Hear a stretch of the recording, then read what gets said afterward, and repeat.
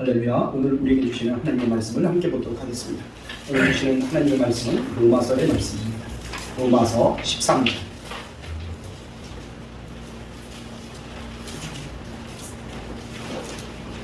로마서 13장 11절로 14절까지의 말씀입니다. 제가 가지고 있는 성경은 257면입니다. 11절부터 14절까지 같이 읽습니다. 또한 너희가 이 시기를 알거니 자다가 깰 때가 벌써 들었으니 이는 이제 우리의 구원이 처음 믿을 때보다 가까웠으니라. 밤이 깊고 낮이 가까웠으니 그러므로 우리가 어둠의 일을 벗고 빛의 갑옷을 입자. 낮에와 같이 단정히 행하고 방탕하거나 술 취하지 말며 음란하거나 호색하지 말며 다투거나 시기하지 말고 오직 주 예수 그리스도로 옷 입고 정욕을 위하여 육신의 일을 도모하지 말라. 아멘. 하나님 아버지 참 감사합니다. 주님께서 오늘도 우리를 사랑해 주셔서 특별히 아버지와 성찬 예배로 선교 주일 예배로 주님 앞에 올려드리게 하여 주시니 감사합니다. 오늘 이 예배를 통하여 드시는 이 귀한 하나님의 음성을 오늘 내 마음으로 받게 하여 주셨고 마음에 새기는 귀한 시간이 되게 하여 주옵소서. 세상이 얼마나 악한지요. 아버지여 말할 수 없는 유혹과 핍박이 우리 앞에 있습니다. 아버지여 주님 앞에 우리가 믿음으로 말씀으로 온전히 쓸 수 있도록 오늘도 말씀을 통해서 권면해 주시고 하나님의 뜻을 마음의 새김으로 흔들리지 않고 주님만 향하여 나갈 수 있도록 축복하여 주시고 인도하여 주옵소서. 오늘도 함께 하심을 믿습니다. 감사드리며 예수님의 이름으로 기도하옵나이다. 아멘. 할렐루야. 오늘도 주님께서 우리와 함께 하십니다. 오늘은 때를 아는 사람들이라는 제목을 가지고 함께 말씀에 따로 때리려고 합니다. 때를 안다는 것은 언제 어떻게 무엇을 해야 하는지 아는 거예요. 그 시기 적절하게. 우리가 살아가면서 시기를 안다는 것은 참으로 중요합니다. 여러분, 시기를 안다는 것은 옛날부터 우리가 지켜온 전통의 일이지만 농사일에 있어서도 그렇습니다. 우수병집이 지나면 이제 뭘 해야 돼요? 그 다음에 봄이 오면 어떤 시기에 맞춰서 밭을 어떻게 일궈야 되고 은을 어떻게 일궈야 되고 씨를 언제 뿌려야 되고 모내기는 언제 해야 되고. 여러분, 이런 것들을 제대로 알고 우리가 우리의 인생을 살아갑니다. 농부가 만약에 씨를 5월이나 6월에 뿌려야 되는데 그 시기를 놓쳤다고 생각해보세요. 7월쯤 씨를 뿌렸어요. 그러면 다 그 곡식이 다 익기 전에 가을이 도달합니다. 또는 모내기를 4월에 했어요. 그럼 어떻게 되겠습니까? 날씨가 추워서 잎이 제대로 피지 못하는 거예요. 곡식을 제대로 일굴 수가 없는 거예요. 이렇게 시기에 따라서 때로는 생산성이 높아지기도 하고 생산성이 굉장히 형편없어지기도 한다는 것입니다. 그런데 오늘 우리가 살고 있는 시대는 어떻습니까? 얼마나 빨리 변하고 빨리 발전하는지 모릅니다. 옛날 10년 발전할 거를요 1년이면 바뀐다는 거예요. 눈 깜짝할 사이. 라이프 사이클이 그렇게 수도 없이 바뀐다는 거예요. 여러분, 전화기, 여러분 대개가 전화기 하나 갖고 있죠? 전화기 어떻습니까? 옛날 같으면 전화기 한 사면 최소한 10년을 썼어요. 10년. 근데 요즘 어떻습니까? 2년에서 3년이에요. 2년에서 3년. 왜 바꾸냐 그랬더니 물론 낡아서 바꿀 수가 있습니다. 버튼이 망가지거나 뭐 화면이 희미해졌다거나 고장이 나서 바꿀 수도 있지만 새로운 게 나오면요 옛날 거는 우스워. 옛날 거 우스워. 그러니까 또다시 새로운 기능, 새로운 멋진 어떤 그런 것들을 위해서 그냥 바꾸는 거예요. 바꿔요. 여러분, 옷도 그렇지 않습니까? 엊그저께 내가 옷을 입으려고 바지를 꺼냈어요. 그랬더니 바지가 통이 얼마나 넓은지요. 요즘 그런 넓은 거, 바지통 넓은 거 입고 다니면요 완전 할아버지. 그게 낡았습니까? 아니요, 하나도 안 낡았어요. 보기엔 아주 새 옷 같아. 그런데 그렇게 느껴진답니다. 그래서 옷을 바꿔요. 얼마나 세상이 바뀌는지. 유행이 바뀌고요. 오늘의 것이 얼마 지나면 바로 구식이 됩니다. 어제의 새 것이 오늘 낡은 것이 됐어. 그래서 쓸 수 없는 시대가 되는 겁니다. 특별히 전자제품이나 IT 계통의 그 제품들은 어떻습니까? 달마다 바뀌는 게 아니라 날마다 바뀌어요. 이렇게 모든 것이 쉽게 빨리 변하기 때문에 사람들이 정신을 못 차려요. 정신을 못 차려. 그런데 현대의 많은 사람들은 대화를 하다 보면 공통점이 있어요. 공통점. 그것이 무엇이냐? 대부분의 사람들이요, 미래에 대해서 두려워하고 있다는 거예요. 두려워하고. 그래서 대학에 들어갔어요.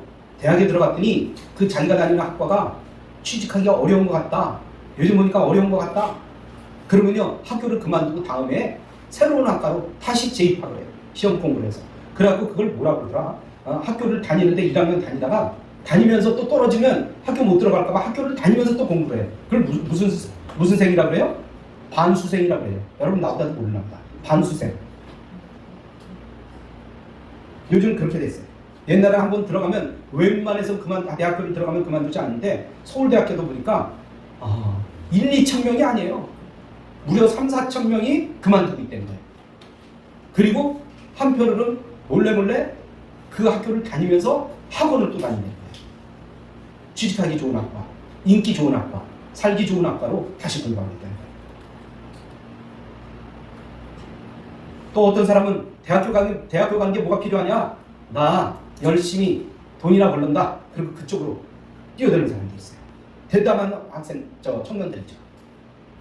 하지만 생각해보면 지금이 참 어려울 때입니다.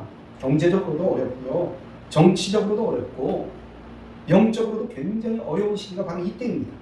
그럼에도 불구하고 우리가 용기와 소망을 잃지 않아야 할 것은 비록 어렵고 힘들지만 반드시 좋은 때가 올 것을 믿기 때문입니다. 희망이 있기 때문입니다. 소망이 있기 때문입니다. 미국의 백화점 왕 카네기는 어릴 때 굉장히 어렵게 살았대요. 그래서 그는 신문 배달을 했다고 합니다. 그때 어떤 할아버지의 상점에 갔더니 거기에 그림 한 폭이 쫙 붙여져 있는 것입니다. 그 그림은 썰물로 물이 다 빠져버린 바닷가 모래사장에 돛담배 한 척이 옆으로 쓰러져 있는 그림입니다. 그 옆에는 돛과 노가 여기저기 나뒹굴어져 있습니다. 그런데 그 그림 밑에 글이 쓰여져 있는데 어린 카네기는 그때까지 글을 몰랐어요. 그래서 할아버지에게 물어봤습니다. 그랬더니 할아버지가 이제 그 글에 대해서 설명을 해줍니다. 그 글은 무엇이냐? 반드시 밀물 때가 온다. 다시 바닷물이 밀려 들어올 때가 온다는 이야기입니다. 지금 비록 썰물이라 배가 제구실을 하지 못하고 옆으로 쓰러져 있지만 다시 밀물이 들어오면 배는 다시 물 위에 둥실 떠올라서 자기 역할을 한다는 거예요. 그러면 힘차게 바다를 헤치고 나가서 항해를 하게 될 것이라고 하는 그런 철학적인 이야기가 담겨져 있는 글이었습니다. 설명을 듣는 이 어린 카네기가 어금니를 쫙 깨물었습니다. 그리고 두 주먹을 불끈 쥐면서 할아버지, 저 그림 저한테 주세요. 저 주세요. 할아버지는 이 신문 돌리는 그 소년이 그 막무가내로 그렇게 이야기할 때 처음에는 안 된다고 거절을 했습니다. 이거 할아버지가 굉장히 좋아하는 그림이야. 비록 비싼 그림은 아니지만 굉장히 멋진 그림이고 우리에게 소망을 주기 때문에 나는 이 그림이 굉장히 좋아.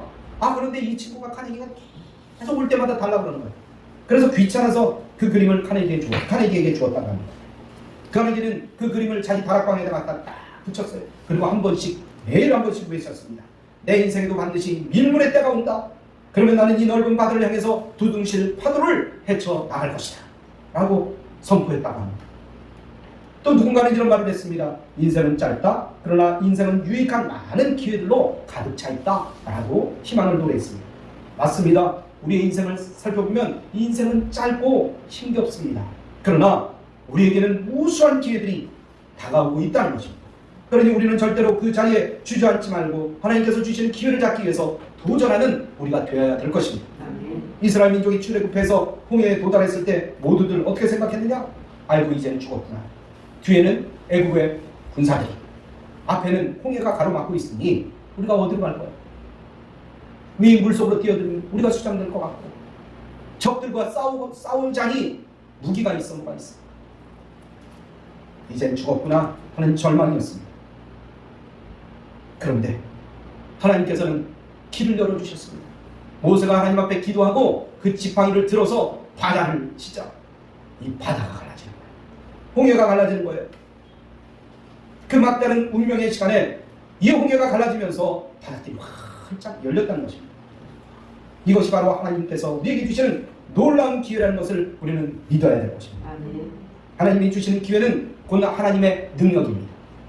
주변이 어두우면 어두울수록 밝은 새벽이 가까워 오는 것처럼 하나님께서 주시는 기회는 인생이 어둡고 캄캄할 때 더욱 강하게 다가온다는 것을 믿으시기 바랍니다.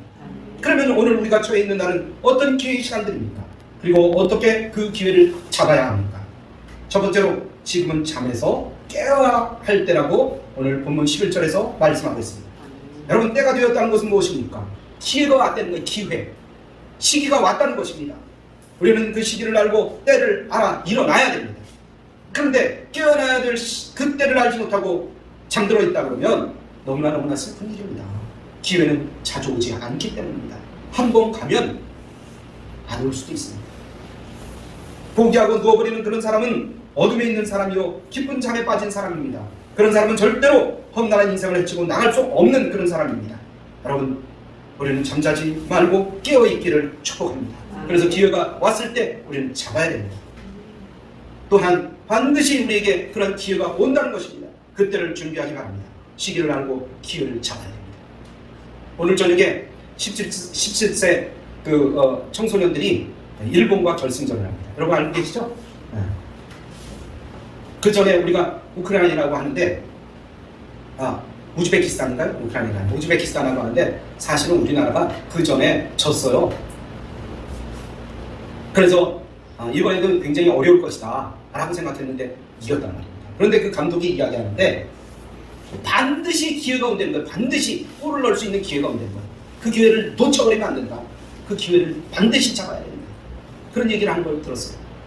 여러분, 우리도 골을 넣을 수 있는 기회가 반드시 옵니다. 할렐루야! 그걸 믿어야 돼요. 그리고 준비해야 돼요. 준비. 여러분, 이 축구 선수들이 그 골 하나를 집어넣기 위해서 그걸 뭐라 그래요? 이 작전을 세워갖고 누가 센터링을 올렸을 때 그걸 헤딩으로 집어넣는다. 그러면 누가 뭐 어떻게 한다. 이런 수도 없는 수만 가지의 그 기회를 보고서 어떻게 집어넣을 것인가를 수도 없이 연습한다는 거예요. 수도 없이 훈련한다는 거예요. 그 기회가 지워졌을 때 그걸 그대로 한다는 거예요. 그대로 한다는 거예요. 여러분, 어떤 사람이 잠에서 깨어있는 사람입니까? 그 사람은 쉬지 않고 움직이지 않고 훈련하는 사람이랍니다. 날이 밝았어도 잠들어 있는 새는 먹이를 찾을 수가 없습니다. 잠자리에서 일어나서 먹이를 찾아 열심히 움직이는 새가 돼야 되는 것입니다. 그런 사람에게 밝은 내일이 보장되는 것입니다. 추운 겨울 깊은 산에 등산객이 길을 잃었을 때 가장 무서운 적은 여러분 배고픔도 아닙니다. 추위도 아닙니다. 눈보라도 아닙니다. 무엇이 제일 무섭습니까? 바로 잠이라는 거예요. 잠. 졸음이 밀려오는데 절대로 잠들면 안 된다고 이야기합니다. 잠이 들게 되면 얼어 죽는데요. 추위를 못 느껴요. 잠 가운데 빠지면 자기도 모르는 사이에 죽음 가운데 도달하게 된다는 거죠. 그러므로 등산객이 살기 위해서는 자기의 살을 꼬집고 까지를 때리고 혀를 깨물면서 잠을 쫓아내야 됩니다. 그래야만 동사하지 않고 겨울 산에서 살아남을 수 있다는 거죠. 오늘 주님께서는 우리에게 절대로 잠들어 있지 말고 깨어날 때가 되었다고 이야기합니다. 말씀하십니다. 그래서 말씀하는데 여기서 깨어난다는 것은 무엇을 의미합니까? 베드로전서 4장 7절에 보면 만물의 마지막 때가 가까웠으니 그러므로 너희는 정신을 차리고 근신하여 기도하라는 거예요. 그래요. 이 말은 바로 기도로 깨어 있어야 된다는 말씀입니다. 마귀는 우리가 기도에 잠을 자지 않고 있을 때, 잠을 자고 있을 때, 우리가 기도하지 않고 잠을 자고 있을 때 틈을 타고 들어와요. 틈을 타고 들어옵니다. 그러므로 잠자지 말고 깨어나는 성도들이 되시기를 주님의 이름으로 축복합니다. 기도는 우리를 영적인 잠에서 깨어나게 하는 것입니다. 항상 기도하는 성도들이 되시기를 주님의 이름으로 축복합니다. 두 번째로는요, 지금이 바로 구원을 받을 때라는 겁니다. 구원을 받을 기회라는 것입니다. 여러분, 오늘 성경에 나오는 구원이라는 개념 속에는 크게 두 가지의 뜻이 있습니다. 하나는 종말적인 구원입니다. 종말적인 구원. 이건 그리스도의 십자가 구속으로 인하여 우리가 영원한 생명을 얻는 그런 구원을 이야기합니다. 또 하나는 보편적인 구원이에요. 보편적인 구원. 이는 황폐화되고 가고 있는 인간의 정신적인 구원, 육체적인 구원, 물질적인 구원을 이야기한다는 것입니다. 이것은 현실적인 삶의 문제에서 구원받는 것을 이야기해요. 질병에서 구원받는 것, 여러 가지 삶의 부조리에서 구원받는 것을 이야기하는 것입니다. 그리고 오늘 읽은 말씀에서 우리의 구원이 처음보다 더 가까이 왔다는 말씀은 넓은 의미로는 종말적인 구원, 즉 예수 그리스도의 재림의 때가 점점 가까워진다는 그런 뜻이며, 좁은 의미에서는 우리가 현실적으로 안고 있는 인생의 모든 문제가 해결될 때가 이르렀다는 그런 뜻입니다. 그러므로 구원이 가까웠다는 것은 하나님의 능력의 역사가 더욱 강하게 다가와서 나타나고 있다는 뜻이기도 하는 거예요. 그러므로 우리는 깨어 있어야 됩니다. 주님과 함께하는, 동행하는 삶을 살아야 된다는 것입니다. 오늘 우리가 현실적인 삶에서 매 순간을 시간의 개념으로 생각해 본다고 보면 돌고 도는 반복적인 개념으로 생각할 수 있어요. 불교에서 하는 얘기예요. 이것이. 오늘 12시간 지나면 내일 또다시 12시가 찾아온다는 얘기예요. 그러나 우리의 삶의 매 순간을 때라고 하는 개념으로 생각해 보면 한 번 지나간 오늘은 두 번 다시 찾아오지 않는다는 것입니다. 오늘은 오늘이에요. 내일은 내일이에요. 똑같이 해가 뜨고 똑같이 달이 뜨고 별이 뜨지만 똑같은 날이 아니라는 거예요. 그러므로 우리는 때를 놓치지 말아야 됩니다. 때는 한 번 놓치고 나면 두 번 다시 찾을 기회가 없다는 것입니다. 여러분, 옛날 말에 흘러간 물은 물레방아를 돌릴 수 없다는 말이 있어요. 이처럼 한 번 잃어버린 기회는 다시 돌이킬 수 없다는 것입니다. 그러기에 나에게 주어진 기회를 놓치지 말아야 돼요. 옆 사람과 같이 이야기합시다. 기회를 잡읍시다. 기회를 잡읍시다. 기회를 잡아야 돼요. 놓치지 말아야 돼요. 여러분, 농부가 씨를 뿌릴 때를 놓치면 소득을 얻을 수가 없어요. 학생이 공부하는 때를 놓치면 다시 공부할 때를 얻기가 힘들어요. 요즘 좀 쉬워졌지만 옛날 같으면 전혀 공부할 기회를 찾을 수가 없어요. 성공의 기회도 마찬가지입니다. 하나님 기회를 주실 때 우리는 그 기회를 받아 누려야 되는 것입니다. 잡아야 되는 것입니다. 그런데 오늘 우리 하나님께서는 왜 우리에게 잠에서 깰 때가 되었다고 말씀하십니까? 그것은 바로 구원의 때가 가까웠기 때문입니다. 구원의 때가 가까웠기 때문입니다. 이는 주님께서 다시 오실 때 가까웠으면, 주님께서 다시 오실 날이 가까웠음이며 우리의 인생의 문제가 응답되고 구원을 구체적으로 체험할 때가 가까이 왔다는 거예요. 우리는 이를 믿고 더 열심히 하나님을 믿고 따라야 되는 것입니다. 에릭 본이라는 사람은 인간은 두 종류가 있다고 주장했습니다.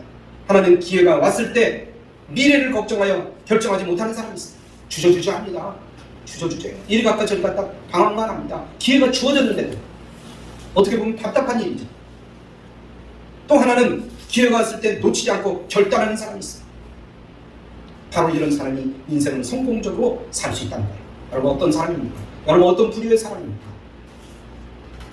여러분, 옛날 속담에 돌아오지 않는 것이 셋이 있는데 그것이 무엇이냐? 입에서 나온 말.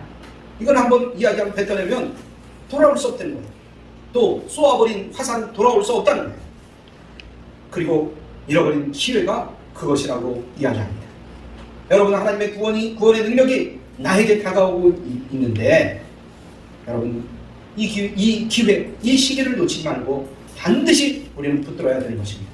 지금이 인생의 문제들이 해결되는 때라는 것을 믿음으로 알고 깨닫고 민첩하게 잡고 누리시기를 주님의 이름으로 축복합니다. 여러분, 마가복음 10장 46절에 보면 예수님께서 여리고에 오십니다. 여리고라는 동네에 들어오십니다. 그런데 소경 바디메오가 예수님이 지나가신다는 이야기를 들었어요. 가만히 있던 바디메오가 이제 소리를 치기 시작합니다. 나사렛 예수여, 나를 불쌍히 여기소서. 나를 불쌍히 여기소서. 사람들이 막 제지를 했어요. 그런데도 불구하고 더 소리를 치는 겁니다. 예수님께서 그 소리를 들으셨어요. 그리고 그에게 다가갑니다. 그리고 그의 눈을 고쳐주십니다. 여러분, 바디메오가 그냥 그만 가만히 있었다 그러면 그는 고침받지 못할 수 있었습니다. 예수님이 여리고에 물론 몇 번 오셨어요. 그러나 그때마다 바디메오는 그 기회를 찾지 못했습니다. 그런데 이번에 예수님이 오신다는 이야기를 듣고 이제는 반드시 기회를 잡아야 되겠다. 내가 반드시 주님 앞에 다가서야 되겠다. 나사렛 예수여, 나를 불쌍히 여기소서. 나를 불쌍히 여기소서. 사람들이 막 가만히 있으라고 막 소리치는데도 불구하고 제지하는데도 불구하고 그는 소리쳤습니다. 그리고 예수님의 만남으로 인해서 그의 눈이 고침받았습니다. 여러분, 우리에게도 이런 기회가 올 수 있다는 거예요. 여러분, 반드시 그 기회를 잡으시라. 사실 그것이 믿음이에요. 그게 믿음이에요. 사실은 다른 게 믿음이 아니에요. 여러분, 우리가 믿음대로 살려면요, 남들에게 조롱당할 수도 있어요. 열심히 교회 나가면 세상 사람들이 뭐라고 합니까? 요즘 사람들이 종교에 빠졌다.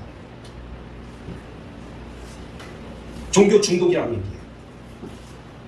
그러나 그게 믿음이에요. 남들이 아무리 뭐라 그래도 교회 나오는 거지. 하나님의 말씀을 가까이 하려고 하는 것이. 어떻게든지 기도하면서 주님 앞에 나가려고 하는 것이 그게 믿음이에요. 다른 게 믿음이 아니에요. 여러분, 믿음은 항상 현재라는 개념을 가지고 있어요. 현재. 믿음이 과거가 되면 그것은 의미가 없어요. 길거리에서 전도하다 보면 나도 옛날에 교회 열심히 다녔는데 나도 옛날에는 그러면서 그런 사람들이 많아요.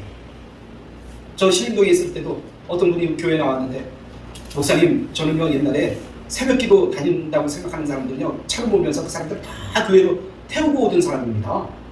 엄청 열심히 잘해요. 새벽에 남들보다도 먼저 일어나서 다른 사람들을 새벽기도에 데리고 오는 정도라 그러면 대단한 분이잖아요. 그럼 그냥 병신도가 아니네요. 그랬더니 집사였습니다. 근데 뒤에 말이 있어요. 뭐라 그러니 날라리 집사였습니다. 그래요.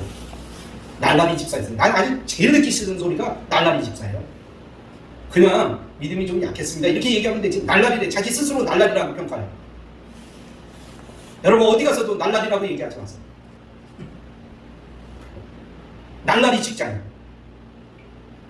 돈만 받아먹는 거예요. 일도 안 하고.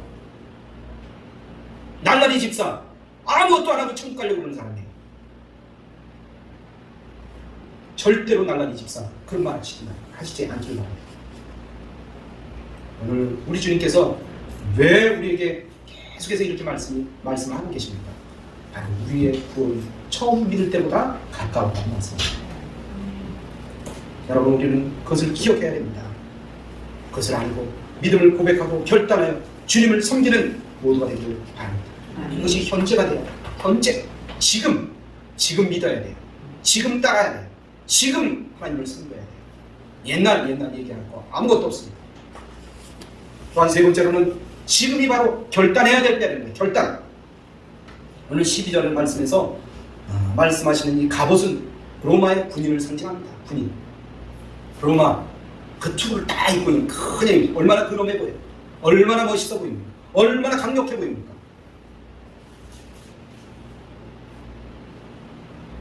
여러분 이처럼 우리는 전쟁터로 나가는 로마의 무사같이 우리도 빛의 갑옷을 입는 결단이 있어야 된다는 말씀입니다. 우리는 십자가 군병들 구원을 위해서 싸우고 하나님 나라를 위해서 어둠과 싸워야 할 영적인 군사들입니다. 근데 요즘 어떻습니까? 밋밋해졌어요. 뭐가 밋밋해졌어요. 믿는 사람인지 믿지 않는 사람인지 잘 몰라요. 누가 여기다 신앙인, 기독교인 이마에다 써놓고 다닙니까? 아니요. 근데 뭘 보고 합니까? 그 사람의 행동을 보면 알아요. 그 사람의 말을 보면 알아요. 기독교인인지. 여러분 우리의 모습을 보면 압니다. 우리의 행동을 보면 압니다. 우리는 하나님의 사랑으로 결단해야 됩니다. 13절과 14절 보면 낮에와 같이 단정히 행하고 방탕과 술 취하지 말며 음란과 호색하지 말며 쟁투와 시기하지 말고 오직 주 예수 그리스도의 옷을 입고 정욕을 위하여 육신의 일을 도모하지 말아야 됩니다. 여기서 방탕이나 술 취함과 음란과 호색과 쟁투와 시기, 정욕과 육신의 일, 그것은 마귀가 좋아하는 일입니다. 여러분 우리는 이 일을 도모하지 말아야 됩니다. 이것을 행하는 사람들은 깊은 사망의 잠에 빠진 그런 사람들입니다. 하나님께서 우리를 구원하실 때가 다가오고 있는데 이런 것에 매여 있어서는 안 될 것입니다. 신랑을 맞는 신부가 몸을 단장하듯이 구원의 은혜와 능력을 기다리는 성도로서의 합당한 모습을 우리는 늘 가지고 있어야 되는 것입니다. 여러분 누가복음 15장 11절 이하에 보면 집을 나갔던 이제 둘째 아들 탕자가 집에 돌아오는 이야기가 나오고 있습니다. 그래요. 아버지에게 자기가 받을 분깃을 가지고 아버지가 모르는 곳에 가서 허랑방탕했던 그 아들이 다 망가졌어요. 다 부서졌어요. 이제 나중에는 돼지가 먹는 쥐염 열매조차도 먹을 수가 없어요.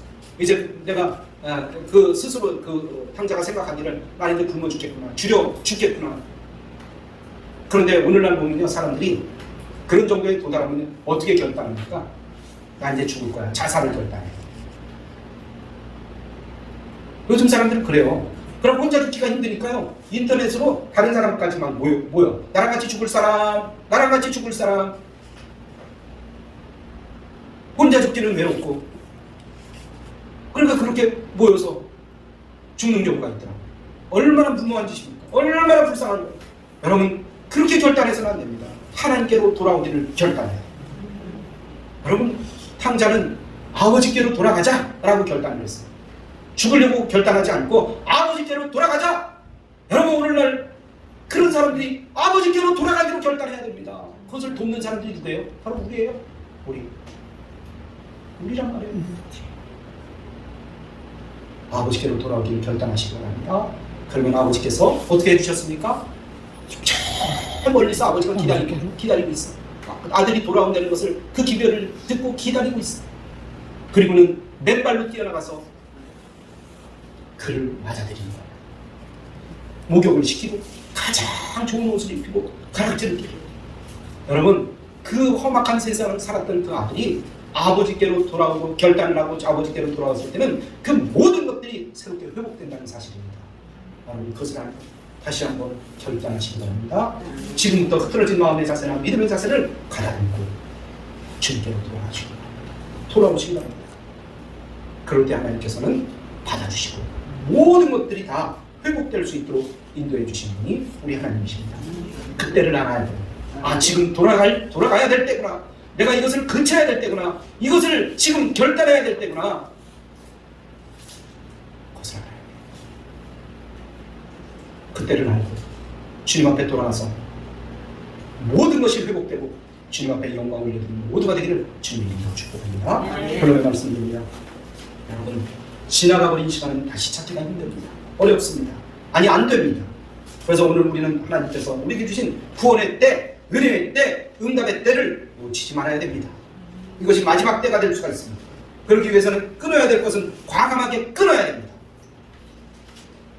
그리고 잡아야 될 것은 주저하지 말고 잡아야 됩니다. 이것도 지혜예요.